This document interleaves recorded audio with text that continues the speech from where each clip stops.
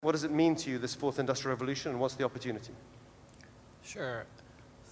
Like you, I've read a lot of articles about the fourth industrial revolution and the future of work. And one quote that has stuck with me is by Sarah O'Connor, a journalist at the Financial Times.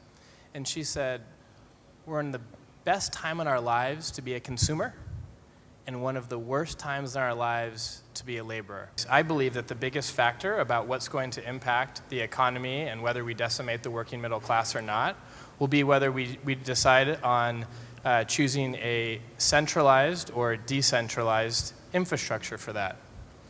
What I mean by that is we talk about, at least in the United States, how one of the biggest employers is truck driving.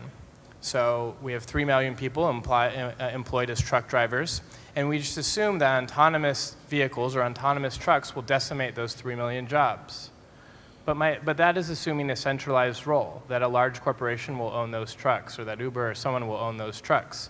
But why can't we look at the other option and look at a more decentralized role?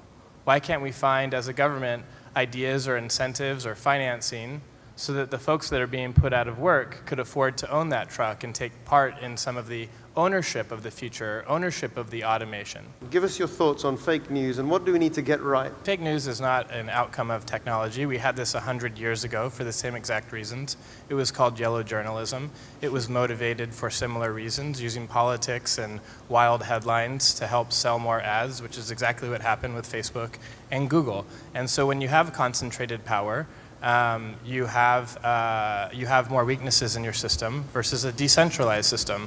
And in response to Marco's point, which I appreciate, and I think we do need to embrace the future and the future of technology and create more wealth, but I would argue that that wealth needs to be more decentralized than centralized, because we're seeing more and more income inequality as a result of this. And we're seeing, we have this fable that technology creates a level playing field and empowers others, but we're continually seeing more and more examples of inequality being scaled as a result. And so as we go from analog to business models, I would argue that the 21st century tax credit for governments is going to be regulatory sandboxes.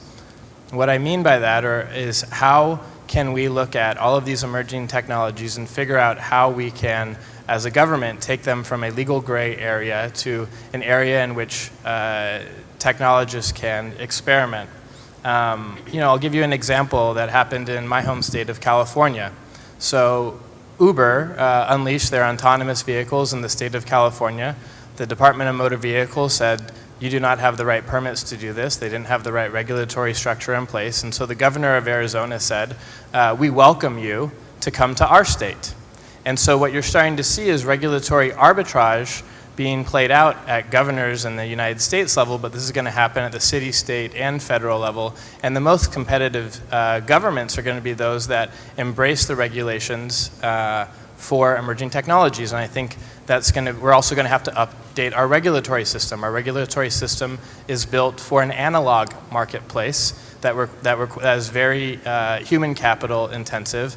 And I think if you want to help regulate these marketplaces to ensure either decentralization or ensure the rights of consumers, you're going to have to update to algorithmic regulation. We're consistently seeing companies manipulate their information. So Volkswagen is a great example of how they manipulate information about their emission tests so that they could pass certain tests. Or Uber, for example, if you were a government employee, showed you a different set of data than that of the data that if you were a normal consumer. And so they were using digital tools to manipulate the system so that they couldn't be regulated. I would argue that we need to allow consumers and new businesses to not have to downgrade their systems to be lightly regulated by government. We should create the algorithmic regulatory systems that allow them to move as fast as they should, while also protecting the rights of consumers.